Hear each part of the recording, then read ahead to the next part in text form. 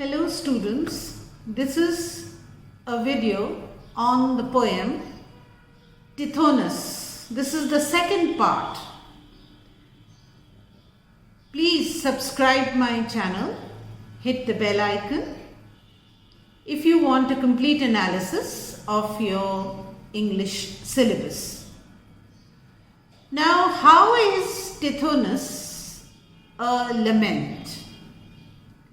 In the previous video, I have talked about the poem Tithonus by Alfred Lord Tennyson, which explores the theme of immortality and consequences of eternal life. Now, Tithonus is a mortal and he is granted immortality by the goddess Eos, but not eternal youth. Therefore, the poem takes a deep dive into the sadness of Tithonus, who ages but does not die. Now, in this poem, Lord Tennyson uses a lot of imagery and metaphorical language to convey the passage of time and the isolation that comes with an endless existence. The poem is, of course, a dramatic monologue, which I have already discussed in the first video. Now I am going to discuss as to how Tithonus can also be called a lament. Awe and elegy. Now, Tithonus is a lament in the sense that it expresses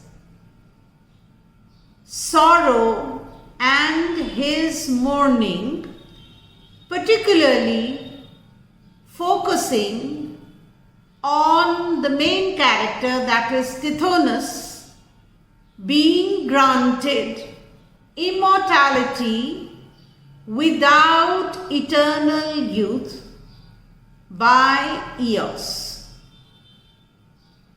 I've already told you, goddess Eos had given him the boon to be immortal. Now that became a bane.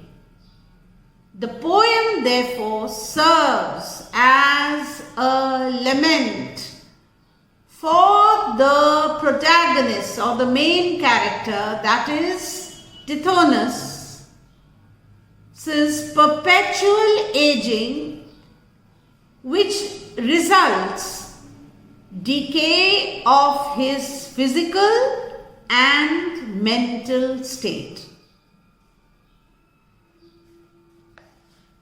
The poem's elegiac note is unmistakable, and it is more so because Tennyson's own emotional distance from his personal loss. Now, Tennyson here is consumed by his personal loss, and therefore he presents a detached view of death and immortality than its predecessor. Now, Tithonus, the character Tithonus, suffers from cruel immortality and he is withering away.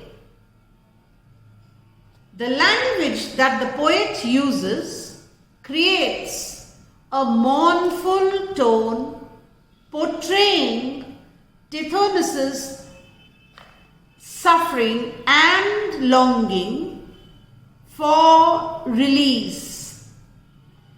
He wants to die.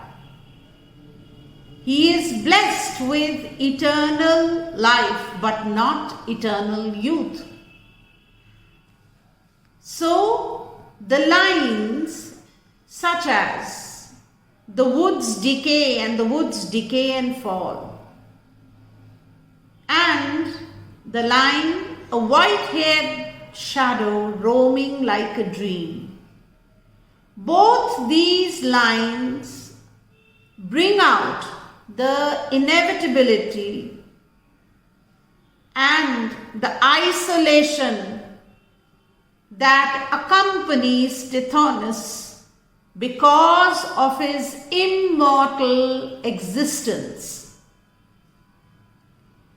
The poem can be seen as a lament for lost youth,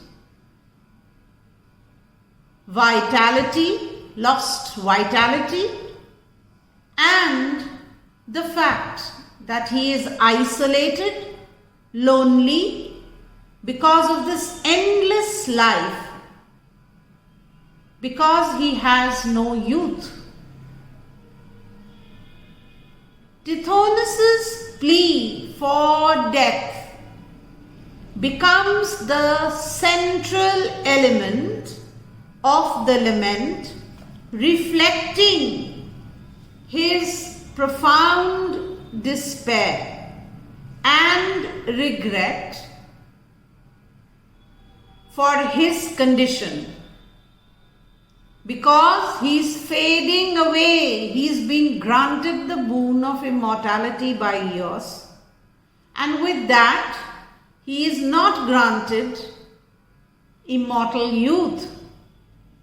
So his body is withering away.